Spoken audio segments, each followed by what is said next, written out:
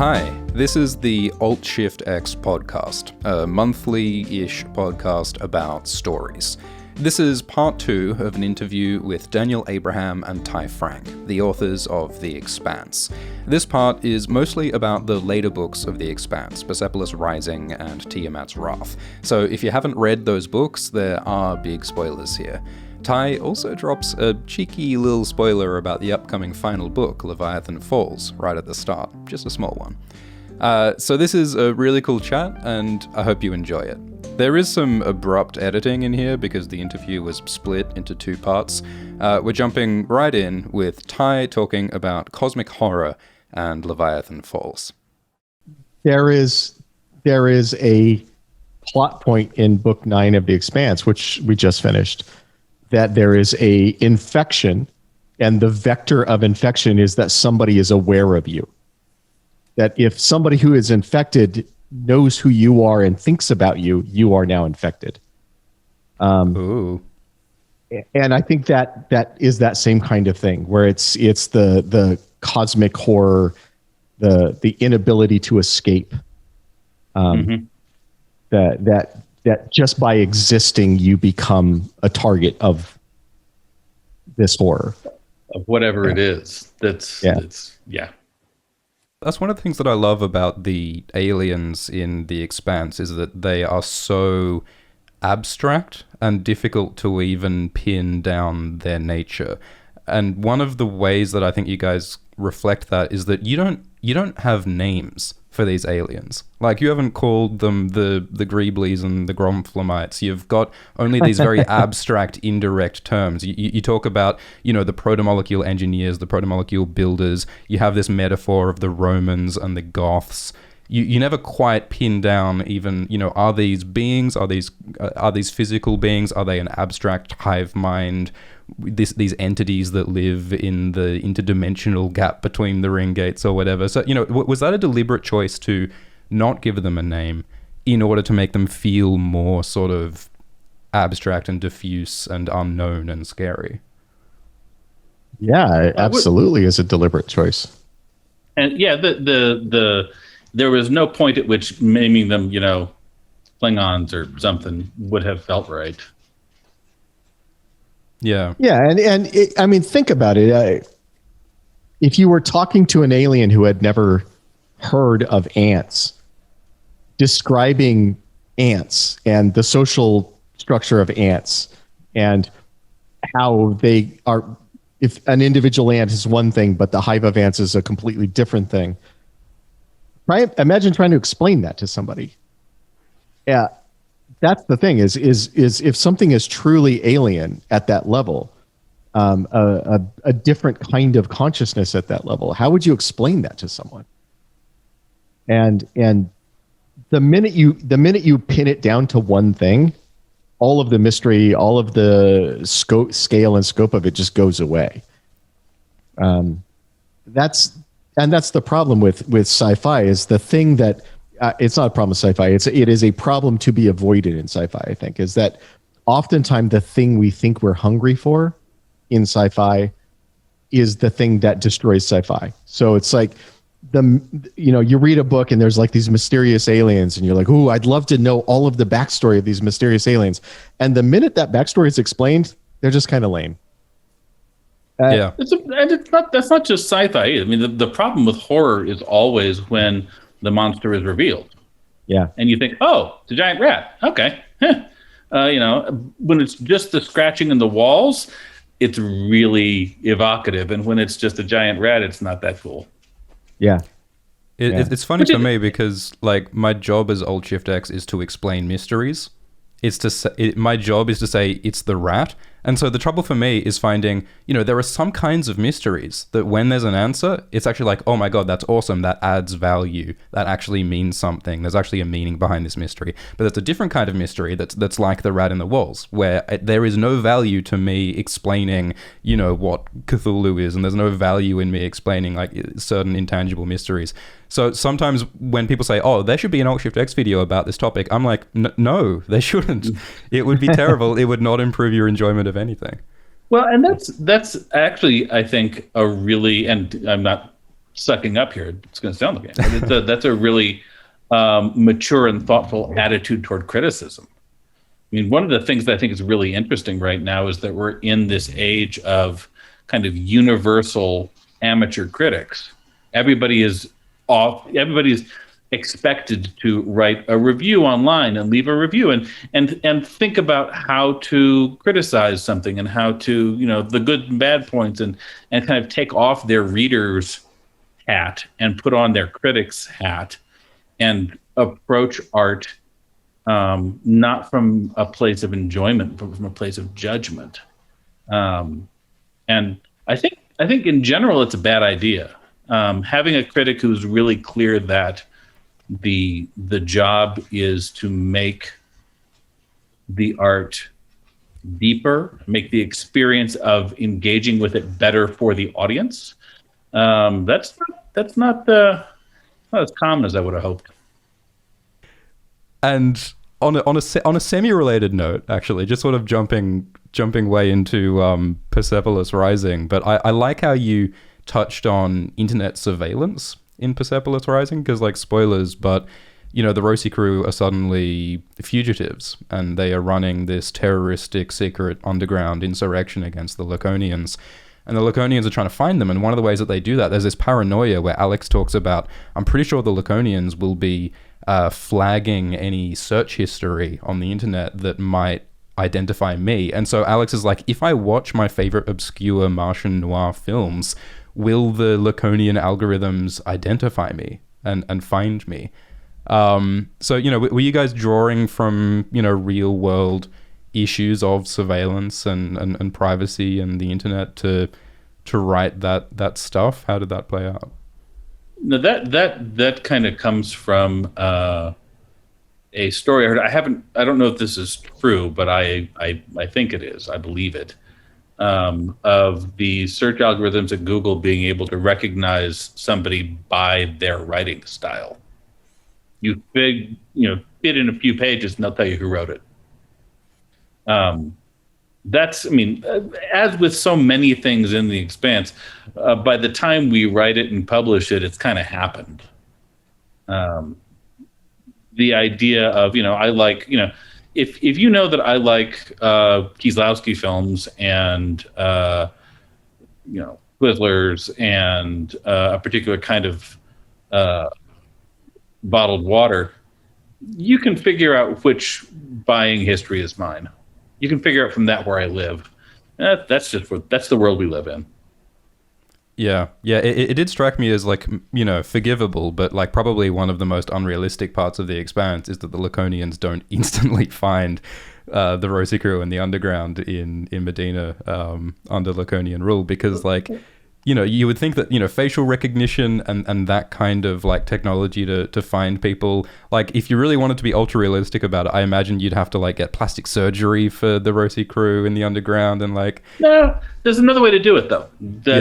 And this is something that we did play through the whole underground plot, is what you really need is members of the underground who are in the programming pool.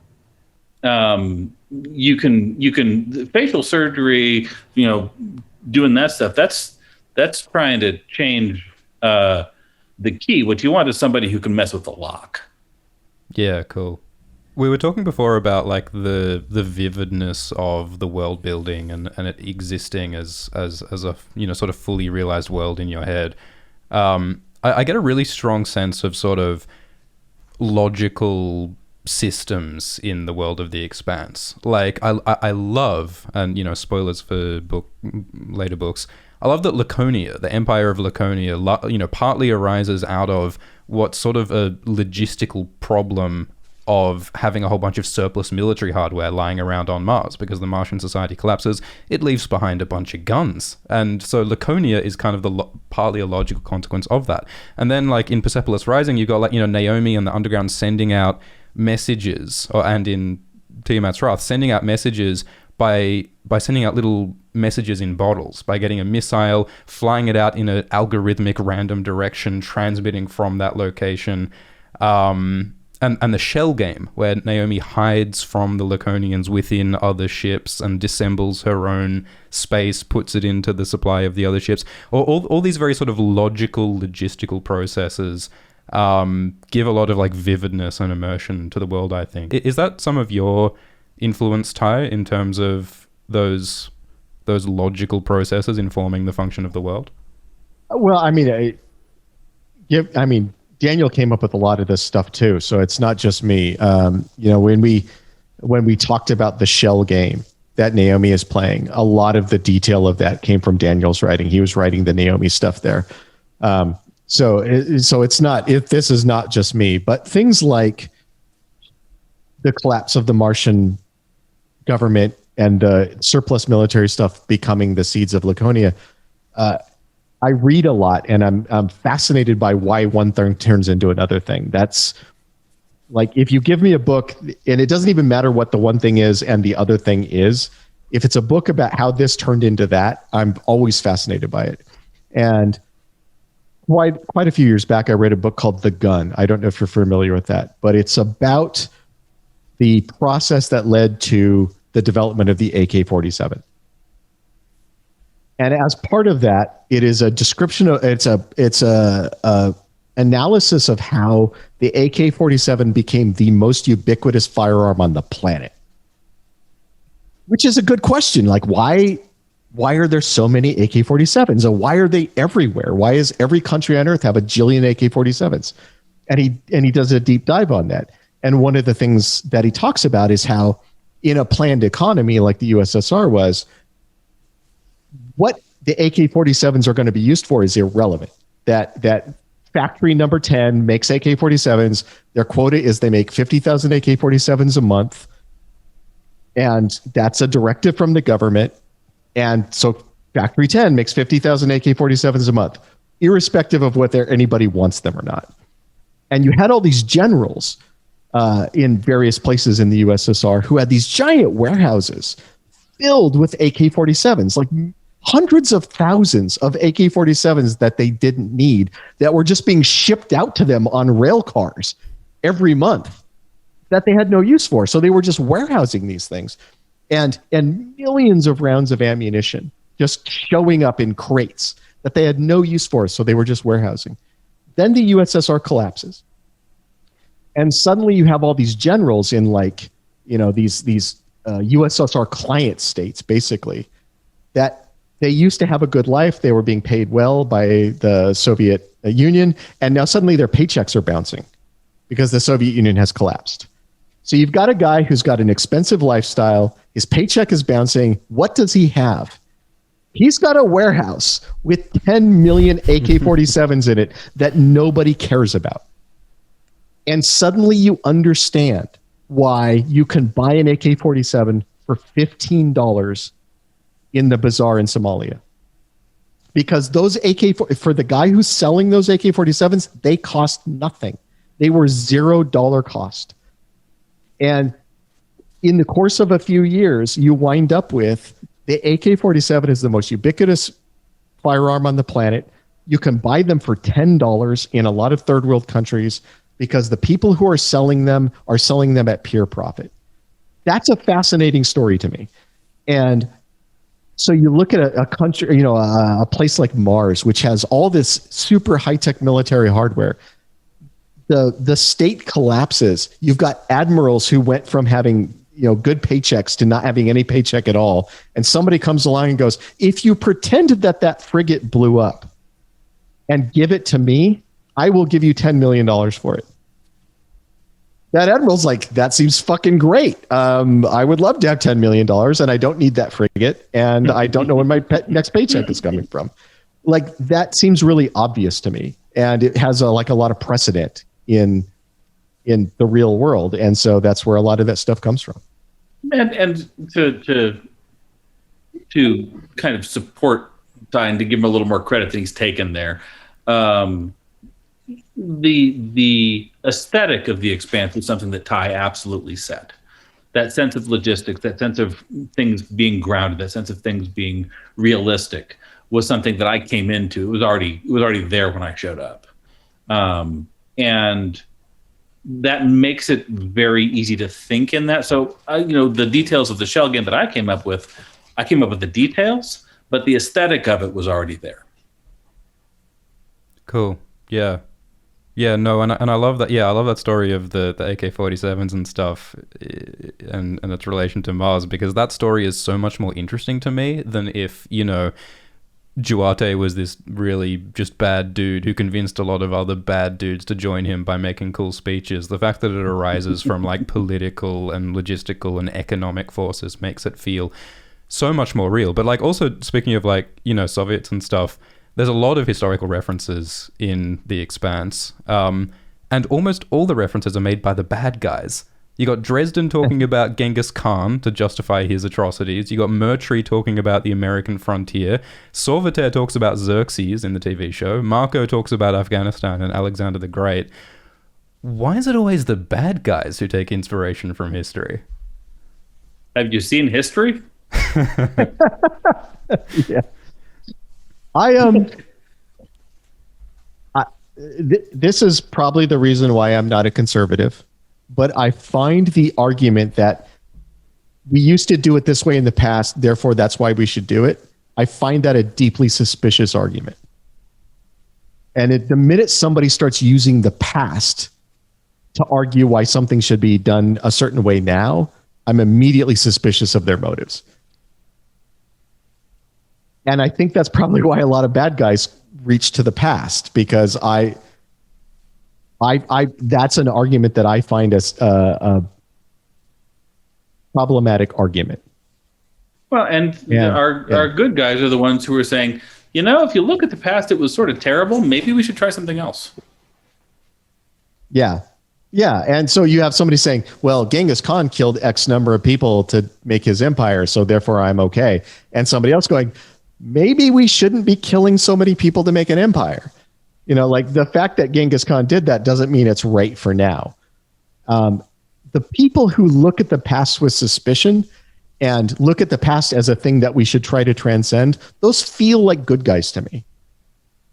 The people who cling to the past and go, just this thing happened in the past, therefore it's okay that I do it now, those feel like bad guys to me. And they just always have. And I think Daniel agrees with that, because we wind up writing that over and over again. Because we keep doing it. So. Yeah. and considered or not. And I love that to explore some of those political ideas, you guys create this complete political inversion midway through the story, in that, like, for the first half of the story, the Belters are oppressed by the inner planets, and a lot of the time we tend to take the side of the Belters against the inner planets, especially in, like, Sibylla Byrne and so on. But then Marco comes along and commits the worst mass killing in human history in the name of the Belt, and then Laconia comes along, and so all of a sudden our heroes are now the terrorists fighting against the Empire who is oppressing them. My point being that, there's this constant shifting of the power balance. So politically, we are challenged to not just sort of take one easy side in this moral equation. The situation's always shifting. It's like, I think Fred says in the books that, he never changed sides, the sides changed around him. So I think that's such an awesome way to explore the politics. I think that happens to a lot of people. I think there are a lot of folks in America who are dealing with the idea that the ground shifted out from under them when they weren't looking too.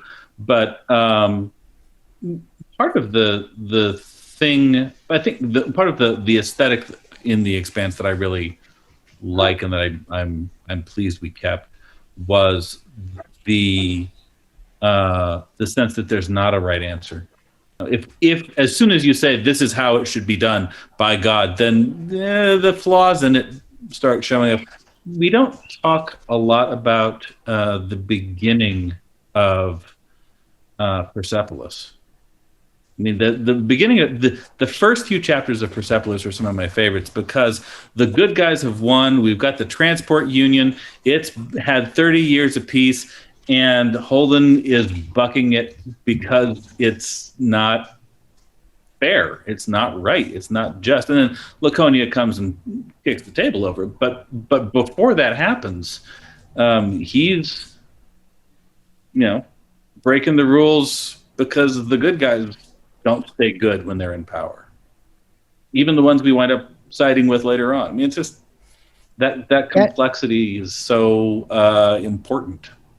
And there's a lot of historical precedent for that. I mean, just think about what the United States has been in a 200-year period.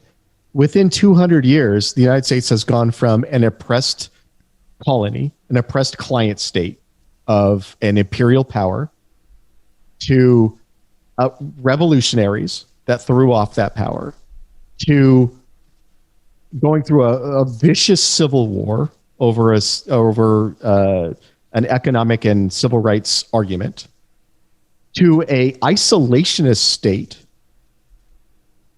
to the first country to drop, the only country to drop nuclear weapons in warfare, which, I mean, is horrifying. And now many would argue the United States is an imperialist power. In a 200-year period, look at all the things the United States has been. So, and it's still the United States. It's still one thing, but look at all the things it has been in that 200 years. So the idea that once a thing is one thing, it's always that one thing is not borne out by history. And so, you can go from the oppressed to the oppressor in a shockingly short amount of time. And you can go from the person upon whom atrocities are committed to the person who commits atrocities in a shockingly short amount of time. And I like that about history. I like that history is constantly evolving, and that just because a thing is one thing at one point in time doesn't mean it stays that thing forever. And that's the optimism. That's the optimism part of the Expanse, is that it does keep changing and things can keep changing. America, for all of its flaws, is going to be something else in 20, 30, 40 years. And what that is still negotiable. And that's always true. That when you look at history and you don't just see the blood-soaked system of horrors, you see the opportunity for change and the opportunity to work stuff out and the opportunity to negotiate. That kind of I mean, look at Germany, which went from imperialist power in World War I to everybody's doormat post World War I and pre World War II, to a fascist state in World War II that tried to conquer the world, that committed some of the greatest atrocities in history.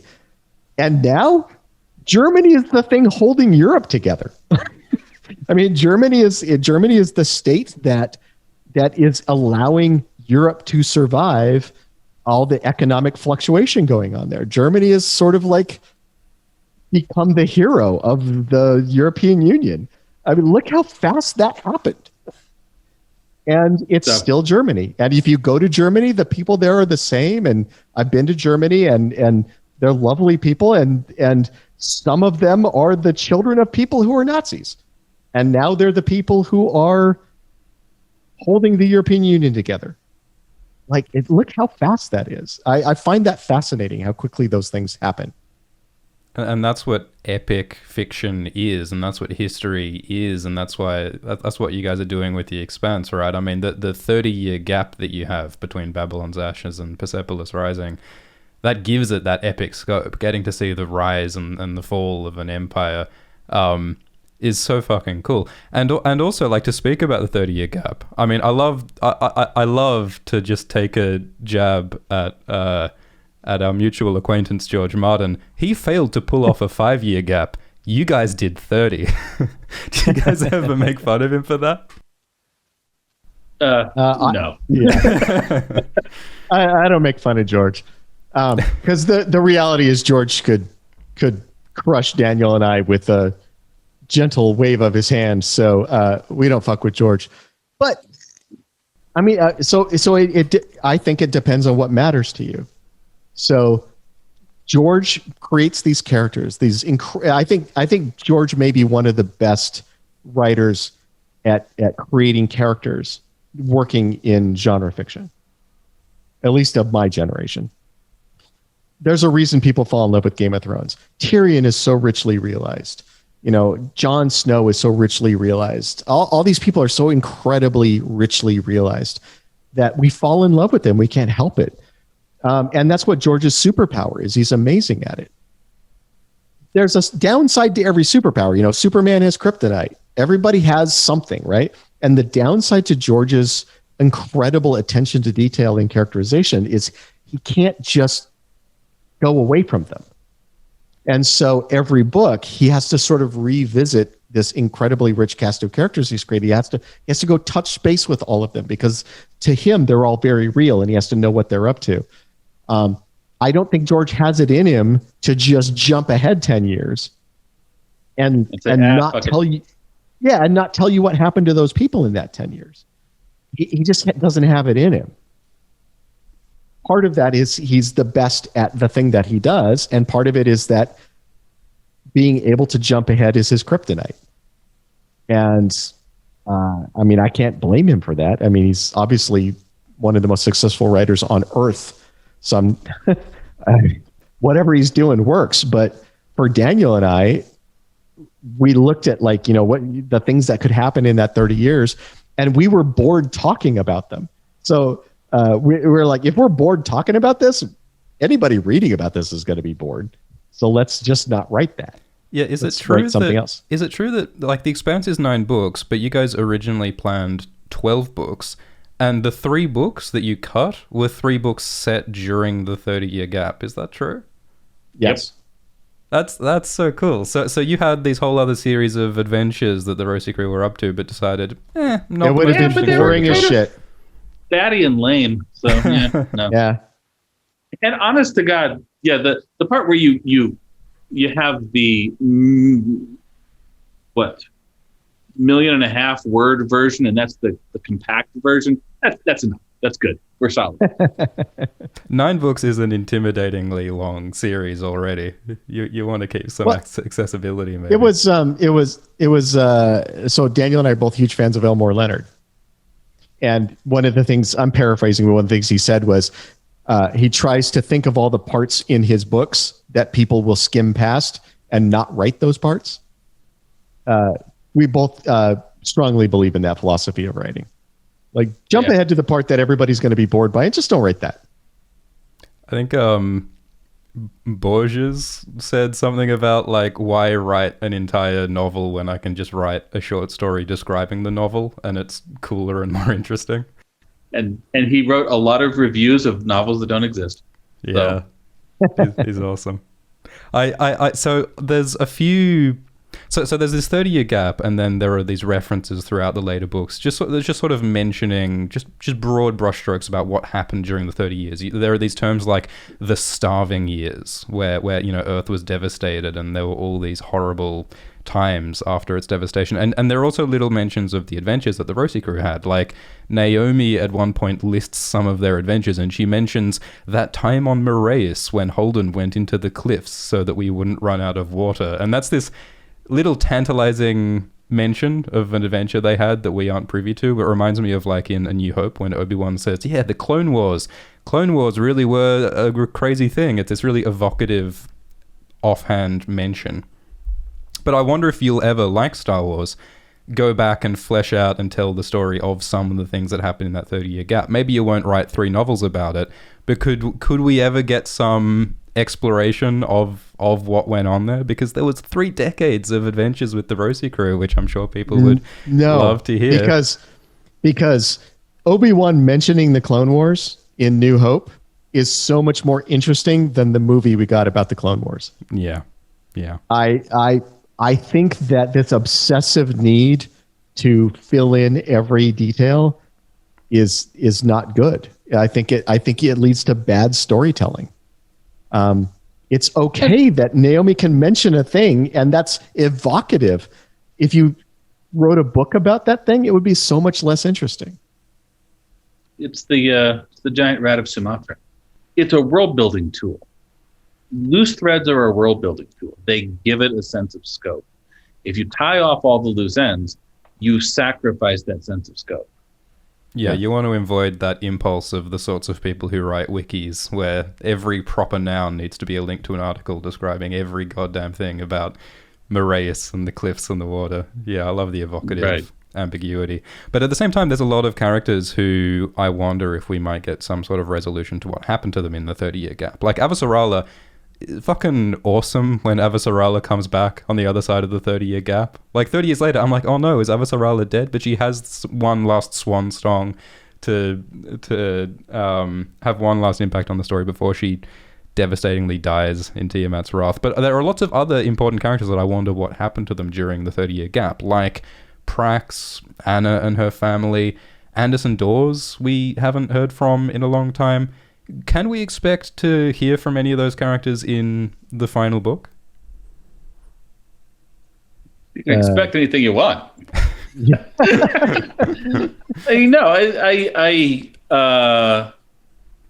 I think that part of the thing that made this project work was people came into the story, they told their stories, and then they walked back out.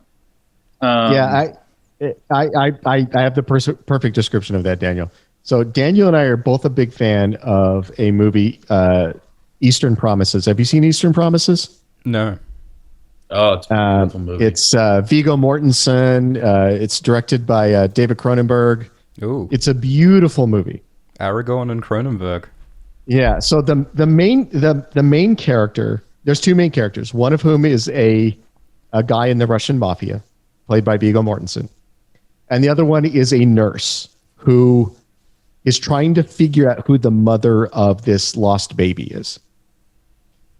And the entire story of the movie is this moment when the Venn diagram of their lives overlap. There's this moment when Viggo, in his journey through the Russian mafia, overlaps with this nurse who's trying to find out who this baby belongs to. And by the end of the movie, the nurse's story is done as far as that other story is concerned. She's figured out what she was trying to figure out. She's accomplished what she was trying to do. And she goes back to her life. And her life is being a nurse. And whatever she's doing, but it's like a normal life. So she has this one brief brush with this much larger world of this much darker things that are going on, all this violence. And then she leaves and she goes back to her life. And I love that storytelling, that just because you brush up against a larger world, like this nurse does in Eastern Promises, doesn't mean that becomes the rest of your life. Prax brushes up against all of this craziness in the books when, his daughter's been kidnapped and he's trying to find out who did it and all that stuff. But the rest of the time after that, he's just a father. He's a father and a husband and a scientist. And that's okay. It's okay to let him go be those things. Anna brushes up against this larger story, but then she goes back to her wife and her child and being a pastor and being a nurse. And that's okay to let her do that. She doesn't have to keep getting drugged back into the larger story. That she can brush up against the larger story and then leave it. And I like that version of storytelling. And so we have a lot of characters that have sort of brushed up against the larger story, and we tell the story of their brush with it. But once they exit it and go back to their lives, we let them go. We let them go back to that. We don't need to keep dragging them back in. Because what is the point of heroes saving the world and fighting battles if not to allow ordinary people to live ordinary lives with their families? Yeah. Another aspect that I love about The Expanse that has that sort of sense of realism about it is that, you do have so many characters who are heroic, and they are heroic because they fight battles, they fly spaceships, they kill aliens and don't afraid of anything. But you also have a different kind of heroism in characters like Avasarala and Anna and Drama, and they save the world and they do these heroic things, not by running around with spaceships, but by holding a bunch of meetings, talking with stakeholders, building relationships, doing emotional labor, making deals, organizing relief efforts for Earth.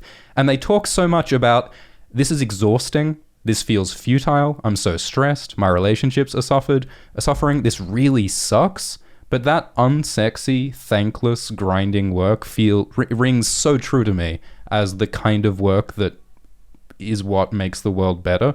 And I think you guys do such a great job of balancing that realistic, unsexy work with the exciting space shenanigans. So, like, how do you approach and balance those different kinds of heroism? Because it must be tempting to have it all spaceships all the time, but you got both there. There's I think a deep skepticism in the project about the redemptive power of violence, and I think that's been in there from the beginning. And there's a and this goes back to what you were saying about it feeling grounded, like the reality of the shell game and the reality of the Mars and Laconia. The reality is that a lot of the work of civilization gets done by people sitting through community meetings and networking. And actually, networking stories can be profoundly consoling, profoundly satisfying. There's a book I just read by Gail Carriger called The Heroine's Journey that talks about the kinds of journeys that are not a single hero isolated and fighting by himself, but of creating family and creating connection and creating and the problems of that kind of creation of network. And I think that without having read Gail's book at the beginning, nonetheless, we were pulling from some of those same ideas. It's also something we talk about a lot for our future work. Is awesome. Exploring some of those ideas. Yeah. And now, a quick ad break. Humans haven't yet colonized space, like in The Expanse, but we're getting closer to Mars. There's a documentary on CuriosityStream called Packing for Mars, which tells the true story of the quest to settle an alien world. CuriosityStream has thousands of documentaries about space, science, technology, and history, and you can get CuriosityStream in a bundle with Nebula. Nebula is an independent, creator-owned video site where we don't have to worry about YouTube's demonetization or the algorithm. It has exclusive content from people like Tom Scott, Tierzu, Lindsay Ellis, Wendover, and Alt-Shift-X. At the link in the show notes, you can get Nebula and CuriosityStream for a year for just $15. You get heaps of quality documentaries and videos, and you're supporting some great creators and supporting this podcast. So sign up at curiositystream.com/ASXpod. Alright, so I told people that this would be an interview about The Expanse, and I have some more questions about The Expanse, and I'm conscious that you guys have already given me a lot of time, which is very generous. So I'll try and get some more Expanse questions in here. So one of the great things about The Expanse is that every book is very different. You never settle into the same routine. There's always these paradigm shifts. And that's reflected in the genre of the different books. So you guys have described Leviathan Wakes as being like a space opera with like noir detective elements. Caliban's War is like a political spy thriller. Abaddon's Gate is like a alien haunted house. Sibylla Byrne is a western. I wonder how you would describe the genres of the later books, from Nemesis Games, Tiamat's Wrath, and perhaps Leviathan Falls. The last three books we talked about being our epic fantasy trilogy. Persepolis, Tiamat, and Leviathan Falls. That's what we talked about. Yep. Awesome. And specifically, we talked when we were writing Tiamat. We talked a lot about the Ursula Le Guin book, The Tombs of Atuan, which is the middle book of her Wizard of Earthsea series, and was a very dramatic departure from the first book, and had the young princess, the Eaten one, is one of the main characters of Tombs of Atuan. I would say that is the main character. And we were writing from the perspective of Teresa, the daughter of, Duarte, and her interactions with Holden, And the other interesting thing about Tombs of Atuan is, of course, Ged is the main character of Wizard of Earthsea, but he's in Tombs of Atuan, but he's not a point of view character. He's seen from the Eaten One's perspective. And so exploring how having Holden in the book and not having him have point of view chapters, but having all of his stuff in the book seen from the perspective of Teresa. So yeah, we were pretty consciously riffing on a much better writer. Yes. And stealing all of Ursula Le Guin's stuff there. So we're much worse than her, but we were playing with sort of the notes she had. Playing with her toolbox. Yeah.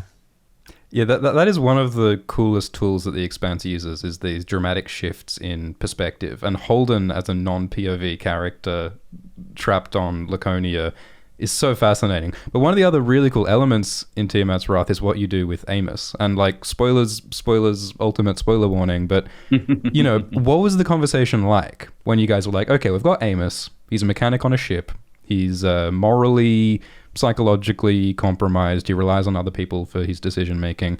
We're going to make him a hermit who lives on a mountain with a nuke, who is the mentor secretly to the princess of Laconia, who gets his head blown off and then becomes a proto-molecule semi-zombie ? What was that conversation like? Because that was such a fascinating departure and left turn. What was the inspiration? What was the thought process? It seemed... I don't remember having a conversation. It just seemed natural at the time. I have this.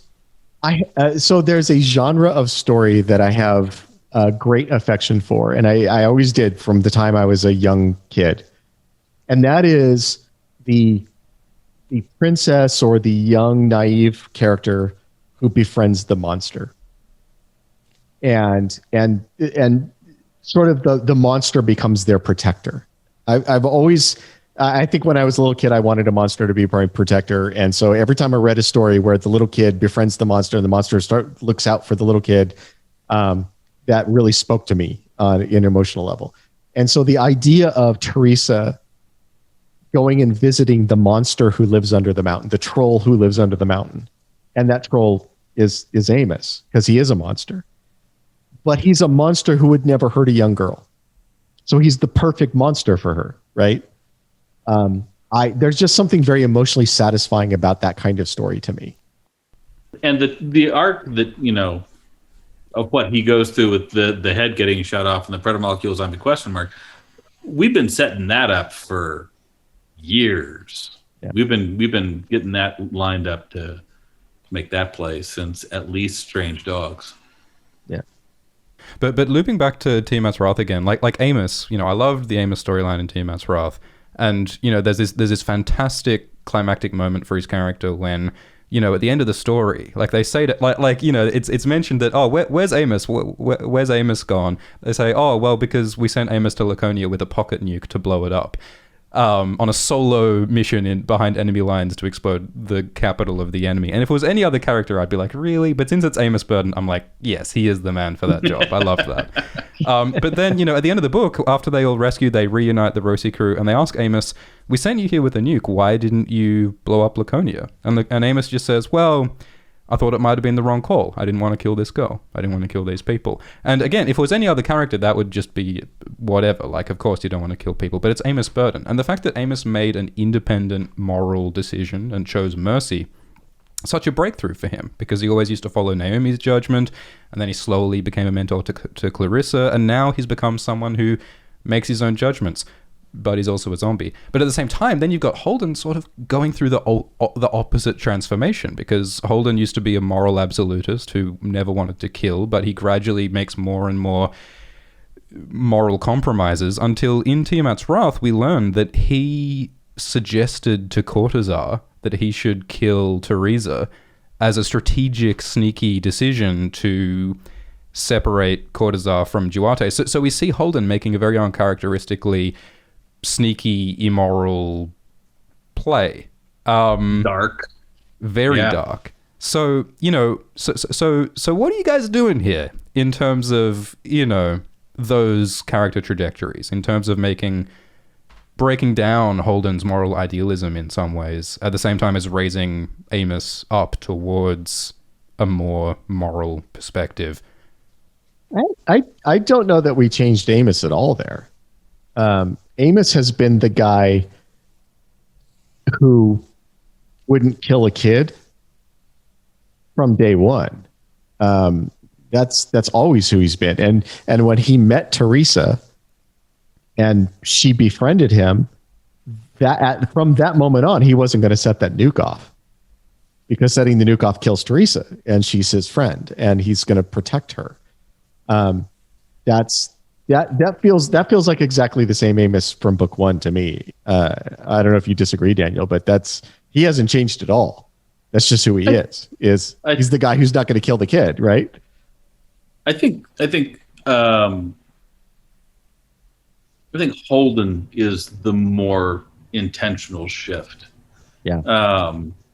We started off with Holden being, and as many characters note along the way, he's not an easy man to get. I mean, he's well intentioned. He's always well intentioned, and he's kind of self-righteous, and he's kind of naive, and he is an absolutist. And yeah, we've been breaking him for 8 books to get him to place. And the thing is, we've known since the middle of book 2 what his arc was and what decisions he needs to be able to make at the end of book 9. So no spoilers, but we've been taking a guy who was an absolute believer in the idea that there's a right answer, and putting him through the changes until he's able to be the guy we need him to be at the end of the story. Yeah, I look forward to whatever moral decisions you're putting his way in the final book. I will. I don't think this is quite a spoiler. Ty, if you don't want to, if you think this is a bad thing, we can edit it out. But our beta reader said, summarize book 9 as Jim Holden does the most Jim Holden thing in 9 books. So I feel like we did all right. Yeah. So the challenge with Holden, and it has been the challenge since we started writing this as a series rather than a standalone novel, is we couldn't break him, because if we break him, then he's not the character that he needs to be. But to bend him into enough different shapes that you can keep him, the core Jim Holden is there, and he can make a decision that is not the one he would have made in the first book, but it feels really obvious that it's the decision he makes. Yeah. So you gotta flex him enough times that the metal softens a little bit. And then when you bend him into a new shape, he's still recognizably the thing he was at the beginning. He hasn't become a different thing, but you suddenly go, oh, I see, that shape was always in there. That shape was always part of what he could be. Now that he's been bent enough times, it's revealed this other thing.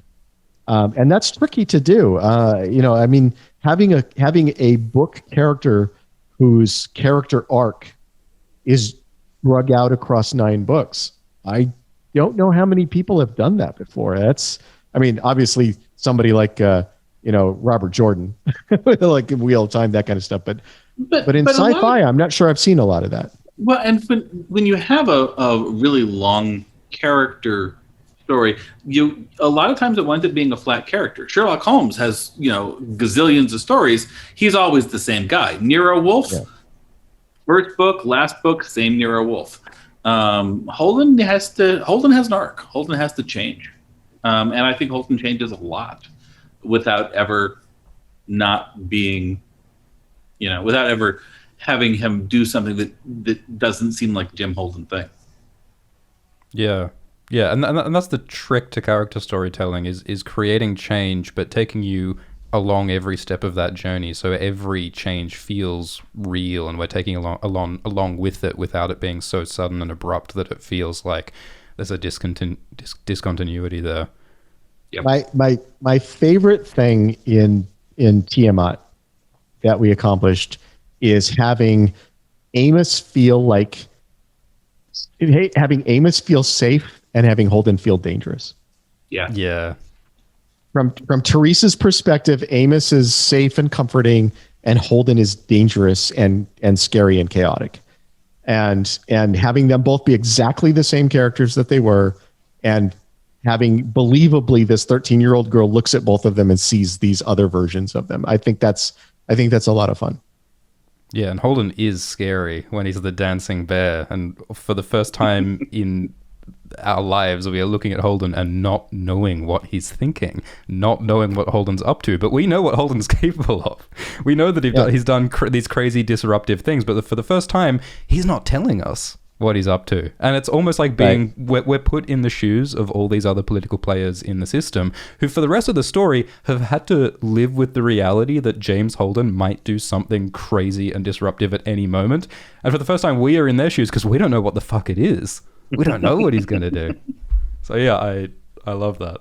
All right, I've got a few questions. Can we do like a lightning round of like a few questions that I'd love to have answered? Sure. Just some little things. First of all, this one's been driving me crazy. In Nemesis games, Amos has all these cute nicknames for people. He calls Clarissa Peaches, but at one point he also calls Clarissa Little Tomato, which I think is... Hang on, Little Tomato. Yeah. Little Tomato. Tomato, which I think is so adorable. But why though? Why tomato? Because Daniel is a fan of what's the band? Pink Martini. I'm a Pink Martini fan. They have an album that's Hang On Little Tomato, so it's a personal cliche for me now. It's just a phrase I use. Oh, it's so cute. Yeah, I love it. I actually wrote a 5-book urban fantasy series called The Black Sun's Daughter, in which the protagonist exclusively listens to Pink Martini. Just a thing. Yep. Similarly, why is Teresa's dog named Muskrat? I don't know. Did I name Muskrat, or did you? I have no idea who named Muskrat. It's so specific. Yeah. I don't know. So we see Teresa with Muskrat in an earlier book, and Teresa's very young. She's like a 3 or 4-year-old kid, and the dog is a puppy. Right? Yeah. And the dog is a puppy. And the thing that I multiple times I've been surprised by in a humorous way when you meet somebody's dog and it's got like a really ridiculous name, and you find out that their 3-year-old named it. That somehow 3 and 4-year-olds, when they name pets, it's so random and weird, the things that they decide the pet's name is. And so I think that's where it comes from. It's like the 4-year-old Teresa was given a puppy, and that's what she named it. And she probably doesn't even remember why she named it that. Or may not have known what a muskrat was. Yeah, just liked the sound of that word. Yeah. No, that's great. Well, I like how... kid names. Sing's kid, it's called Monster as well, which is fun. The whole Sing character is awesome because I love how it is Sing, isn't it? The guy who is like the governor of Medina Station, and we get the perspective of the bad guy, and he's not evil. He oppresses the Belters. Does all these terrible things, but it's just because he's insecure about his ego and he's trying to do a good job, and he's scared because he gets PTSD from a terrorist attack, and I love the base human foibles that lead to his oppression. He's not evil. He's just kind of weak and lives in a bureaucracy. Anyway, a few more questions I'd love to ask. Firstly, this one's just kind of a complaint, honestly. But like Clarissa, like the death of Clarissa, her story's about redemption, right? She's someone who tries to kill Holden, but then she rejoins his tribe, proves herself, and she sacrifices herself to help the underground and to help her new friends escape. But the bit that never sat right with me was that when Clarissa does that final fight and sacrifices herself and kills some guys to help her friends escape, she kills this guy, Jordao. And Jordao was the guy in the underground who betrayed the underground to the Laconians. And there's this moment where Jordao, if I remember rightly, like asks for mercy because, you know, he's the last one left after Clarissa kills all these people. But Clarissa chooses not to spare Jordao and instead kills him, which to me seemed so counter to the themes of Clarissa's story, because hers is a story of forgiveness and redemption, but she does not offer or allow that forgiveness to this other guy, Jordao. So how do you guys view that? How do you square that? Clarissa is a complicated person. Yeah, no. People aren't one thing. This is the guy who betrayed her and her friends, and fuck him. Yeah. I mean, it's this goes back to the giant rat of Sumatra. This goes back to the idea of if Clarissa didn't have any loose strings, she wouldn't be around characters. She wouldn't be a complete character. She wouldn't.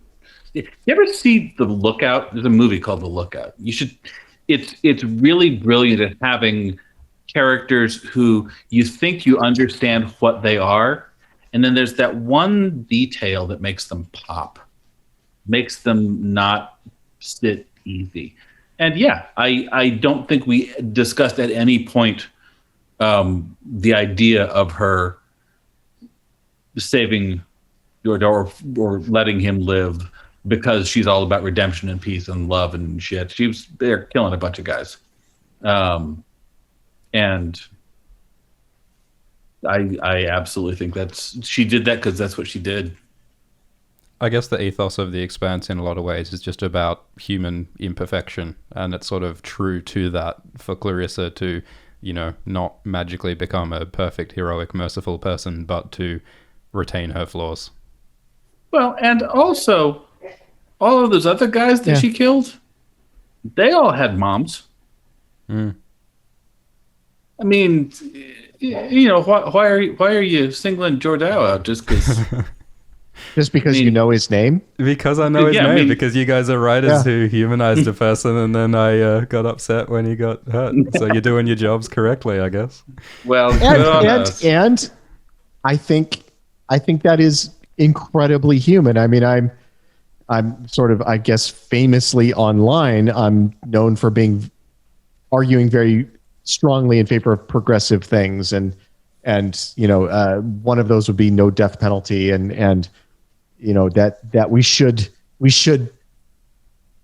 do our best to keep everyone safe and alive, regardless of whether or not we agree with them, is sort of part of that worldview. And if you break into my house and threaten my wife, I will shoot you in the head, and I won't feel bad about it afterwards. Those things can exist in the same person. You know, that if I'm in Clarissa's position, like, I'm trying to be better, I'm trying to redeem myself. That person tried to murder my friends. They got to go. Like, it's okay for those things to be in the same human being. Yeah. And I think when you take that away, the person feels less human, because we all understand that. We all understand that, like, I would like to be nice to everybody, but if you cross this line, you have to go, and I'm not going to feel bad about it afterwards. That's all of us, right? Yeah, containing multitudes. Certainly it's you. I absolutely believe it's you. Look, dude, if somebody walked into your house and started smacking Scarlet around, somebody in that house is taking them out. I have no question. No, it's whether me or my wife gets there first. I think it's whoever gets to the person first. I mean, and that's the reality of it, right? Is there are a huge list of things you would never do until somebody started threatening Scarlet with a knife, and then that list gets a lot shorter, right? But also, I mean, this is something we came to an Oberon. There's this tension, and and we've talked about it in more than one place in the project, between your best self and your real self. Yeah, and Clarissa killed a lot of people. She is that guy. whatever her relationship to that is, that changes a lot, but that's still part of her. There is a fantastic sense of consequences, especially after the 30-year gap, in the death of Clarissa, in the death of Bobby and Avasarala, but also just in the people who are left behind, and the ways that they have changed, and the ways in which they reflect on time and aging, and the whole, science fiction is about the future. And as it turns out, if you want to get to the future and see the future, you grow old.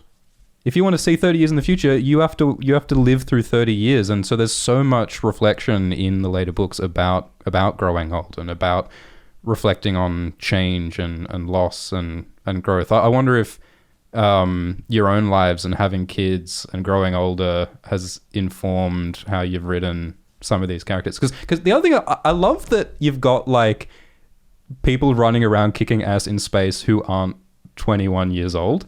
I love that the Rosie crew is now a bunch of like 50-year-olds or thereabouts. They're not very specific. I love to see a bunch of 50-year-olds in space kicking ass, because you never get to see that. But the future will have 50-year-olds in it. The future will have 80-year-olds like Avasarala. Like, people talk about diversity. I love seeing a diversity of ages represented in science fiction. That's the going back to the epic fantasy conversation we had earlier, the idea of the epic of a long life, the idea of all the versions of you that you are in the course of a life. It's part of what makes it feel rich, part of what makes it feel interesting. Well, and it's also James Caan in Way Up the Gun. I don't know if you've ever seen the movie Way Up the Gun, but James Caan in that movie is clearly in his 70s. He's got a lot of arthritis. He can barely move, but he plays a hitman, and he meets these two younger hitmen, and they have a disagreement. And I'm paraphrasing, but what he says is, when you meet a broken down old man in this business, the only thing you know for sure is he's a survivor. And the fact that when somebody reaches 50, 60 years old and has lived an incredibly dangerous life and makes it to that age, that's somebody you should be worried about. That's a survivor. That's not somebody you should take lightly. And, I think 60-some-year-old Naomi is incredibly dangerous. She's been through look at all the things she's been through, all the challenges she's been through, the life she's lived. You don't want to turn your back on her. And she almost single-handedly brings down a galactic empire just by being what she is. Having started off as the one on the Canterbury who was always hiding behind her hair. Right. Yeah, I like that the journey that these people have taken over these years has turned them. Yeah, it's aged them, but it also turned them into the more dangerous versions of themselves. I think that's cool. I like seeing 65-year-old or 70-year-old Naomi just wrecking shit, because you should not take her lightly. You should not underestimate her. And I love that, like, in a similar way to like Holden has changed and become darker, Naomi has sort of become the opposite of everything she wanted to be early on. Early on, she didn't want to use a gun, and she was studiously avoiding being a terrorist. Having left Marco, having left Philip behind, she made the very deliberate choice to live a quiet, anonymous life on a goddamn ice hauler, and she has been dragged kicking and screaming into the role of a war general running a terrorist underground against an evil empire. She's doing exactly the opposite of what she always wanted to do, but she's doing it because someone's got to do it, and she's mad that she has to be the one to do it. She is resentful that she has to do it, and that makes her all the more scary. So I really feel that. Thanks for listening to part 2 of this interview. Please subscribe to this podcast and rate and review on Apple Podcasts, and check out our sponsor in the link below to help out the show. In future, there'll be an episode of this podcast about each month, usually talking about the most recent Alt-Shift-X video with extra content and details and answering patron questions. So thanks for listening, and until the next one. Cheers.